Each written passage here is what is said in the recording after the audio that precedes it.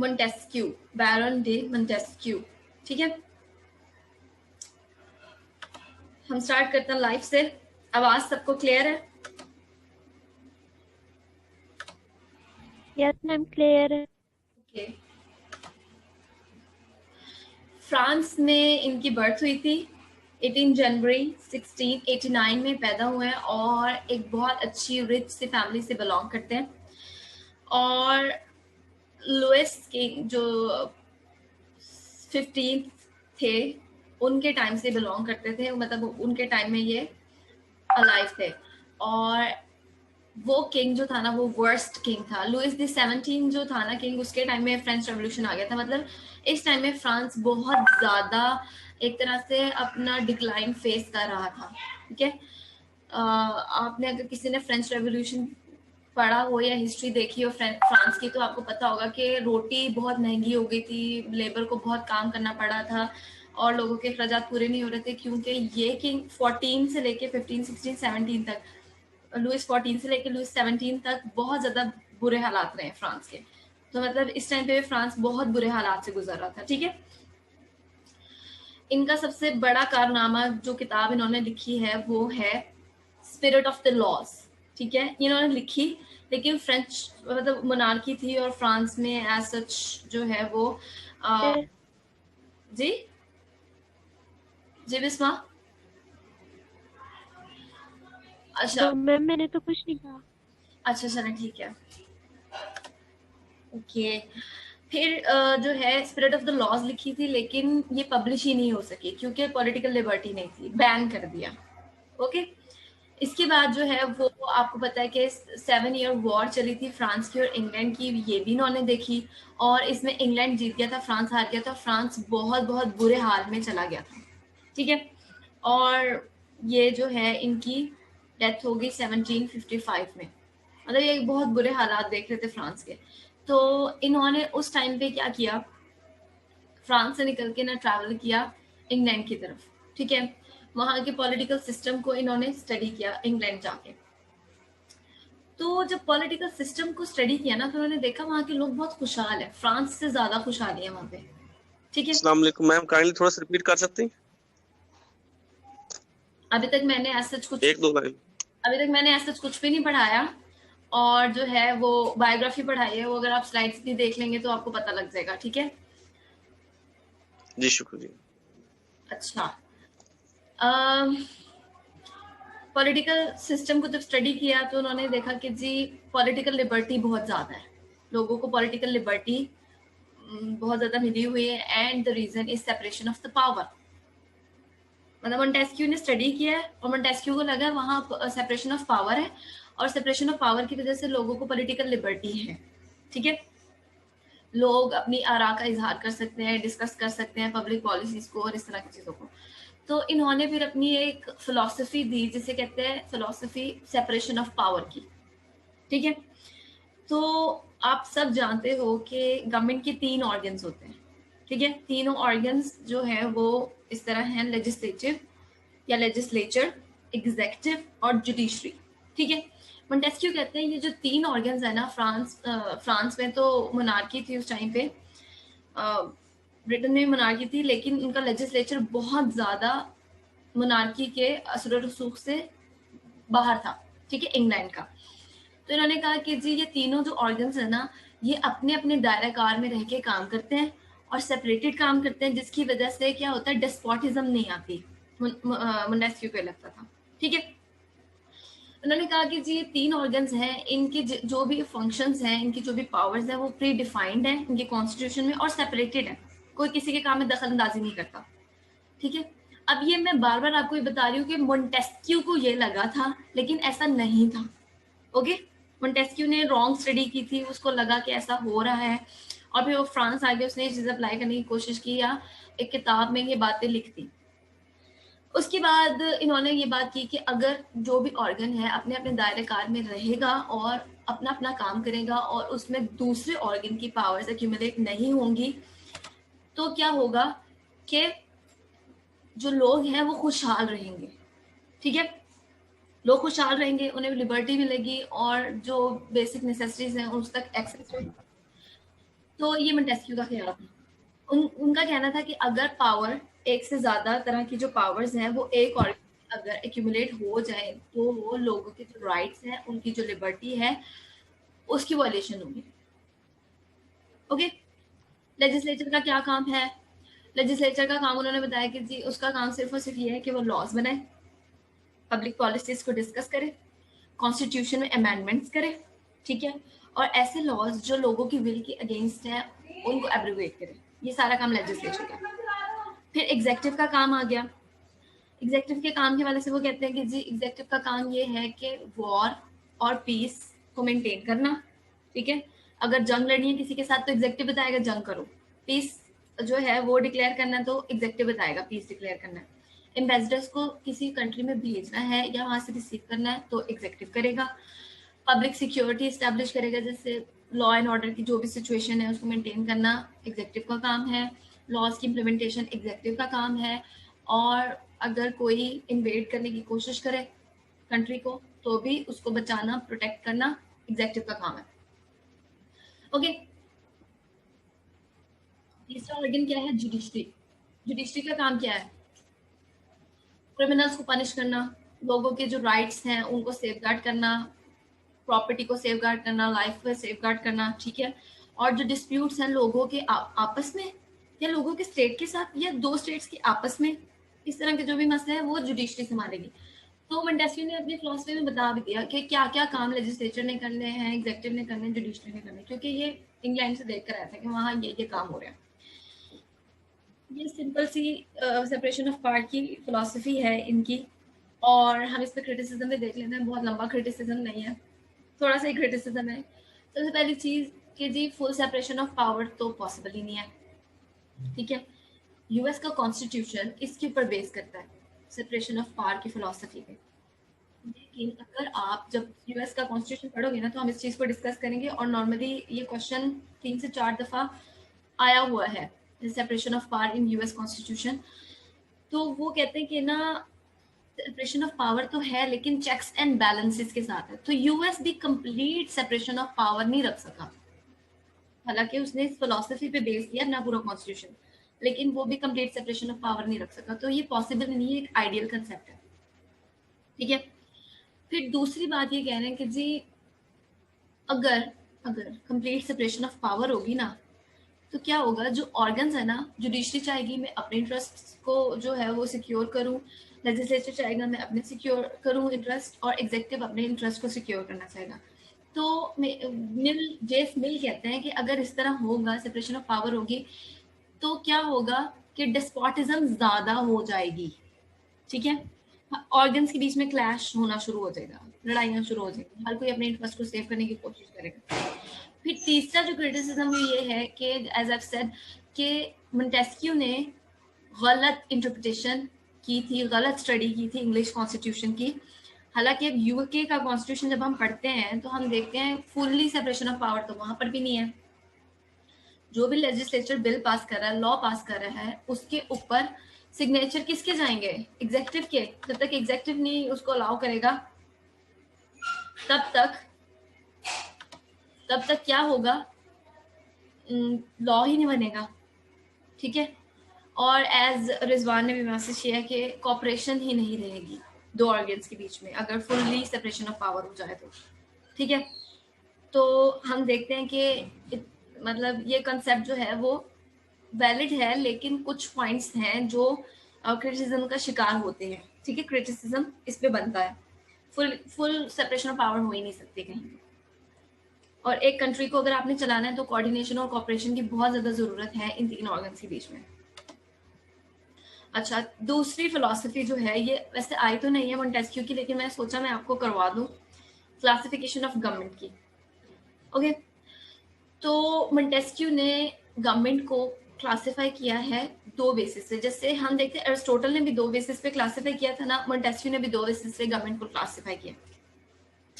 एक वो कि रूल कौन करेगा, अरिस्टोटल ने भी ये कहा था ना, रूल कौन कर रहा है, एक बंदा कर रहा है, दो बंदे कर रहे हैं, तीन बंदे कर रहे हैं, या सारे लोग कर रहे हैं, ठीक है। तो मोंटेस्क्यू भी कह रहे हैं हु रूल्स, पहला बेसिस, पहला क्राइटेरिया। दूसरा क्राइटेरिया क्लासिफिकेशन का कि इन हुज इंटरेस्ट रूल्स, मतलब किसका इंटरेस्ट जो है वो परस्यू किया जा रहा है, अपना खुद का या एक बहुत बड़ी आवाम का। ठीक है, तो इस बेसिस पे इन्होंने 3 फॉर्म्स ऑफ गवर्नमेंट दिए थे, हालांकि इस टोटल ने 6 दे दिए थे। ठीक है, अब 3 forms of the government arise हुए, जिनमें पहला रिपब्लिक है, दूसरा मोनार्की है, और तीसरा, आई एम सो सॉरी, ये डेमोक्रेसी मैंने लिख दिया, यहाँ डिस्पोटिक आना था। ठीक है, अगर हम आगे देखते हैं रिपब्लिक। रिपब्लिक में ये कहते हैं कि ना ये 2 तरह की हो सकती है। रिपब्लिक की आगे से 2 टाइप्स बताएं कि हो सकता है बहुत सारे लोग हों, ठीक है, वो रूल कर रहे हों और उनका रूल करने का मकसद क्या हो, वर्चू। ठीक है, लोगों को आसानी देना, लोगों के लिए बहुत वेलफेयर के काम करना, और कुछ लॉज एंड रूल्स होंगे जिसको फॉलो करके जो है वो क्या क्या कहते हैं रूल किया जाएगा, और पब्लिक इंटरेस्ट के अगेंस्ट कोई काम नहीं किया जाएगा। फिर जो आवाम चाहती है वही होगा, जो आवाम नहीं चाहती वो हो ही नहीं सकता। वोटिंग से जो है वो समझ लें कि एग्जेक्टिव चुना जाएगा और वो एग्जेक्टिव उन पर रूल करेगा, और डेमोक्रेसी है सबसे best form of the government. Montesquieu के लिए डेमोक्रेसी है, हालांकि एरिस्टोटल कहते थे worst form of government democracy है। दूसरा फॉर्म ऑफ द गवर्नमेंट में बहुत सारे लोग तो रूल कर रहे हैं, लेकिन उनका पर्पस वर्चू नहीं, मॉडरेशन है। ठीक है, ऑलमोस्ट वही सारी बात इसमें भी है कि लोग ही लेकर आएंगे और लॉज एंड रेगुलेशंस जो रूल्स होंगे उसकी बेसिस पे जो है वो रूल करेंगे, लेकिन उनका मकसद मॉडरेशन होगा, वर्चू नहीं होगा। ठीक है, नेक्स्ट है मोनार्की। मोनार्की एक अच्छी फॉर्म ऑफ द गवर्नमेंट है एरिस्टोटल के नजदीक। वो कहते हैं एक सिंगल पर्सन रूल करे। फ्रांस से थे ना, तो फ्रांस में मोनार्की को तब इज्जत दी जाती थी जब ये थे।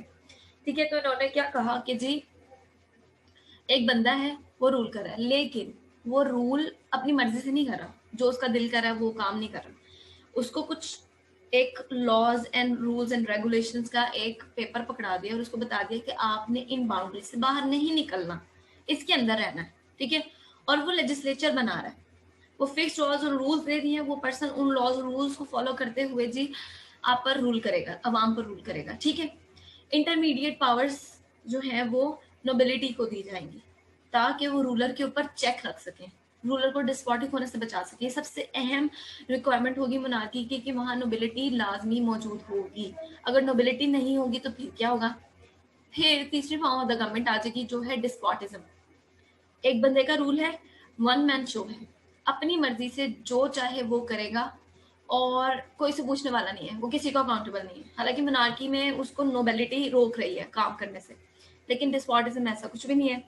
डिक्टेटर की तरह काम करेगा, अपने इंटरेस्ट्स को परस्यू करेगा, जो वो कहेगा उसके वर्ड्स लॉज होंगे, उसने कानून बनाना है अपनी मर्जी से, जो दिल करता है वो। ठीक है, जिसको चाहेगा नवाजेगा, जिसको चाहेगा उतार देगा, जुल्म करेगा, कोई पूछना नहीं, अकाउंटेबल। ठीक है, ये इनकी क्लासिफिकेशन है मोंटेस्क्यू की। कोई सवाल?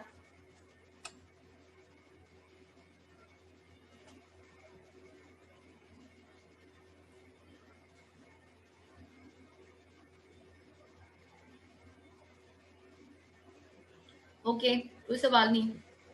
मैम ये क्वेश्चन एक है कि व्हाई मोंटेस्क्यू वाज इम्पोर्टेंट, क्योंकि बाकी भी फिलोसफर आए हैं तो इसको ज्यादा इम्पोर्टेंट दी जा रही थी, इसकी क्या वजह थी? को ज्यादा इम्पोर्टेंस दी जा रही थी। मोंटेस्क्यू को ज्यादा इम्पोर्टेंस वैसे दी तो सबको जा रही थी। फ्रांस में उस टाइम पे रूसो भी थे, वोल्टायर भी थे, और एक और साइंटिस्ट है, मेरे जहन से उनका नाम निकल गया, वो सभी थे। तो इन्होंने क्या किया कि मतलब उन सबको ही इम्पोर्टेंस दी जा रही थी, लेकिन सीएसएस ने हमें रूसो और मोंटेस्क्यू पढ़ने के लिए कहा गया।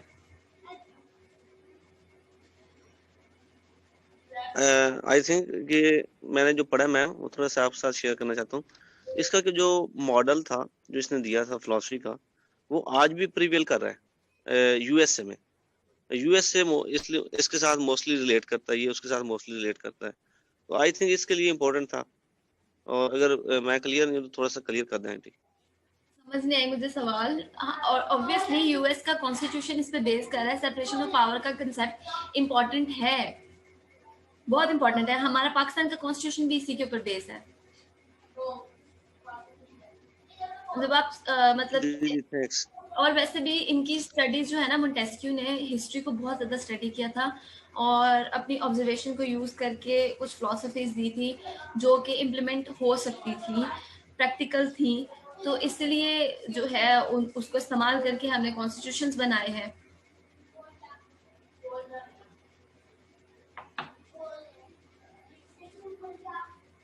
खदीजा, आप क्या क्वेश्चन पूछ रहे हो? मुझे समझ नहीं आई। Government relate with the climate.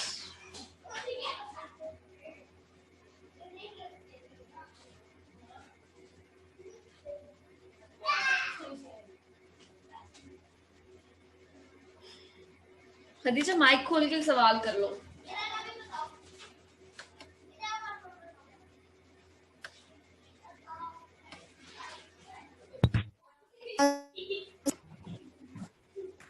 जी, कह रही हूँ कि मोंटेस्क्यू ने रोल ऑफ क्लाइमेट पे भी एम्फेसिस किया, तो क्या हम उसकी जो क्लासिफिकेशन ऑफ गवर्नमेंट है इसको एनवायरनमेंट या क्लाइमेट से रिलेट कर सकते हैं कि फला क्लाइमेट होगी तो इस तरह की गवर्नमेंट सूटेबल होगी? मैंने मोंटेस्क्यू को मतलब पढ़ा है, लेकिन मेरे इस टाइम पे जहन में बात नहीं है ये कि क्लाइमेट से क्या उसने रिलेट किया था। तो अगर आपके माइंड में है तो आप काइंडली बताओ।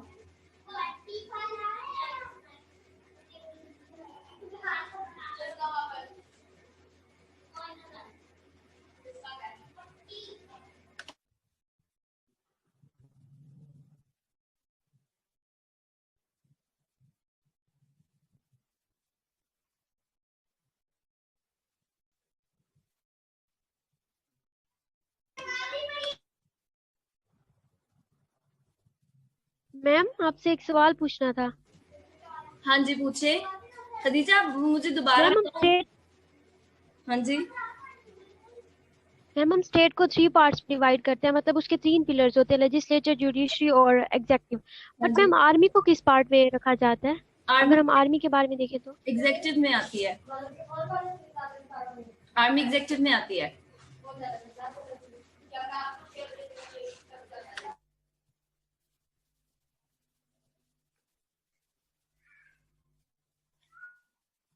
मैम आपकी तरफ से म्यूट हो गया। हाँ जी, मैं बता रही हूँ कि एग्जीक्यूटिव में आती है आर्मी।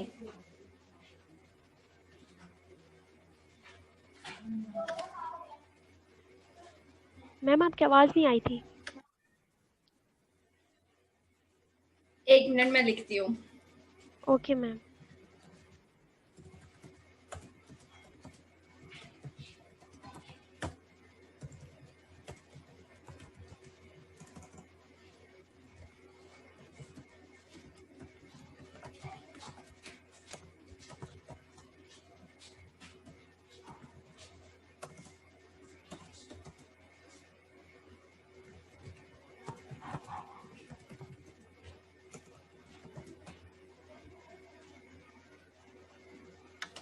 ठीक है। बिस्मा।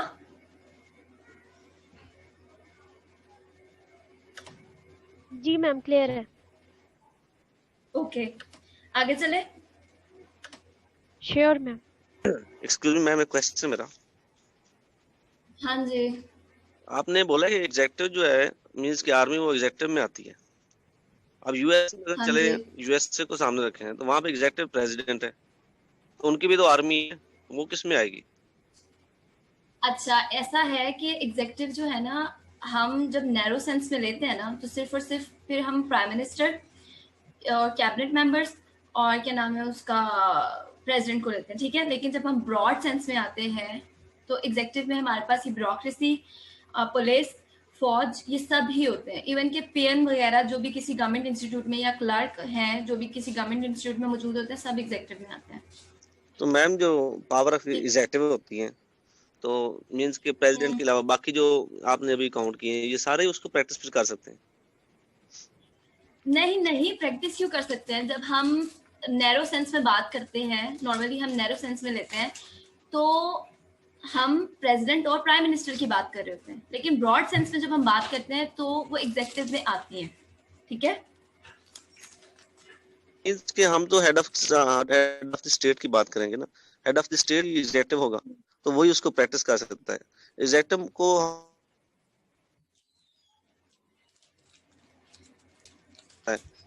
यूएस का प्रेसिडेंट वो प्रैक्टिस कर, जुडिशरी तो प्रैक्टिस नहीं कर सकते, तो वो एग्जैक्टिव में कैसे आएगी? हाँ जी, एग्जेक्टिव ही कहते हैं इसको, लेकिन हम नॉर्मली जब पॉलिटिकल साइंस पढ़ रहे होते हैं तो हम एग्जेक्टिव की जब बात करते हैं हम प्रेसिडेंट और प्राइम मिनिस्टर को ही लेते हैं, ठीक है? जी समझ रहा हूं। लेकिन जो ब्यूरोक्रेसी है, पुलिस है, या मैंने आपको अभी बताया कि ब्रॉड सेंस में जब हम बात करते हैं ब्रॉड सेंस में, तो फिर सब भी आ जाते हैं एग्जेक्टिव में, ठीक है? ब्यूरोक्रेसी भी आ जाती है, पुलिस भी आ जाती है, गवर्नमेंट इंस्टीट्यूट में फिर या गवर्नमेंट ऑफिस में जो बंदा भी काम कर रहा है सबके सब एग्जेक्टिव में आते हैं, ठीक है? आर्मी भी फिर एग्जेक्टिव का पार्ट बनती है इस तरह। लेकिन हम नॉर्मली जब पॉलिटिकल साइंस का पेपर कर रहे होते हैं और एग्जेक्टिव की पावर्स दी होती हैं कॉन्स्टिट्यूशन में, तो वो हम सिविलियन एग्जेक्टिव की बात कर रहे होते हैं। सिविलियन एग्जेक्टिव में हमारे पास जो है वो प्राइम मिनिस्टर और पीएम होते हैं, ठीक है? और मिलिट्री एग्जेक्टिव्स की भी जब बात करते हैं तो हमारे पास ये सब आर्म्ड पर्सनल्स होते हैं, okay? Montesquieu as the Aristotle of 18th century.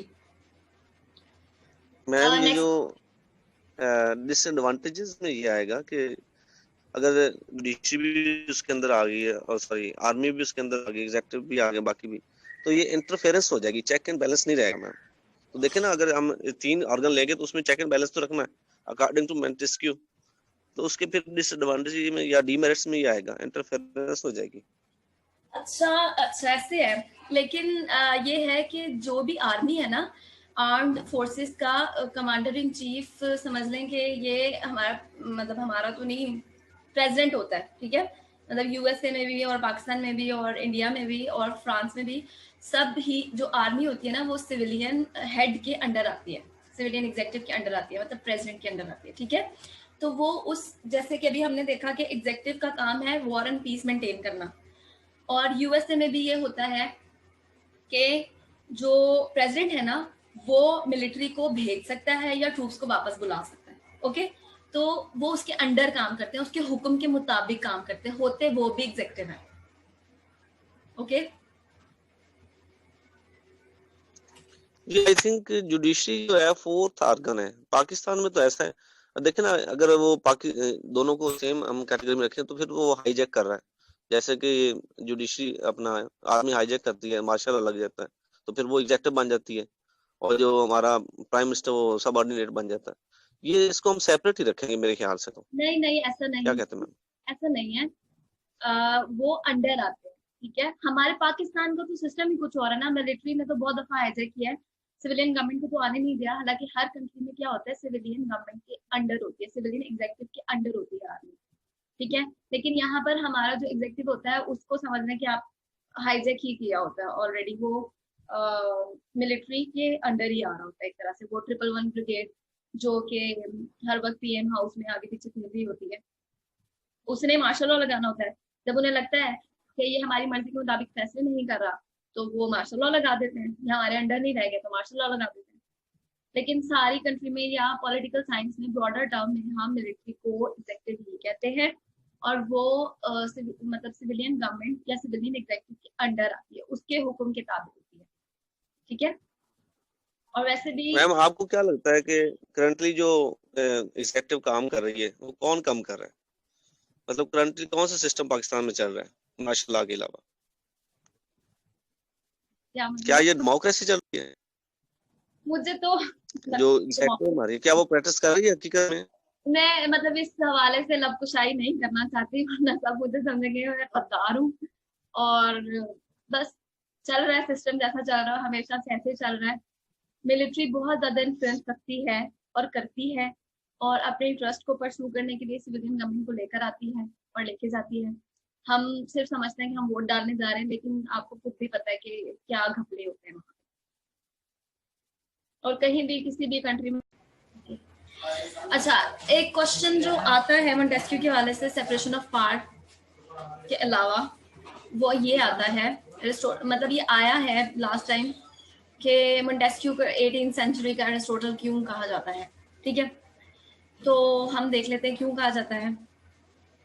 First जो है, इन्होंने क्या कहा था कि मतलब एरिस्टोटल और मोंटेस्क्यू, इन दोनों का मेथड ऑफ मतलब समझने फिलोसफी या इंटरप्रिटेशन देने का तरीका एक जैसा था, ठीक है। प्रैक्टिकल पॉलिटिकल एक्टिविटीज़ पे ज़्यादा काम किया इन्होंने, इसी में इंटरेस्टेड रहे हैं कि किस तरह हम जो पॉलिटिकल इश्यूज हैं उनका सोल्यूशन निकाल सके, सही है। और बातों से बात निकालना, हल पेश करना, ये इनका काम था दोनों का।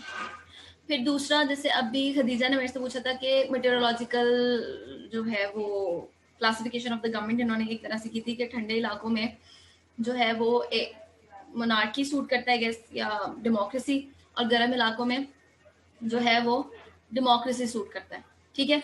तो इस तरह इन्होंने ये एक तरह से इंटरप्रिटेशन देने की कोशिश की थी कि जो फिजिकल इन्वायरमेंट है ना, इंसान की ज़िंदगी को और वहाँ मौजूद सोशल इंस्टीट्यूशंस को इफेक्ट करता है। दोनों ने की बात की थी, एरिस्टोटल ने भी और मोंटेस्क्यू ने भी, ठीक है।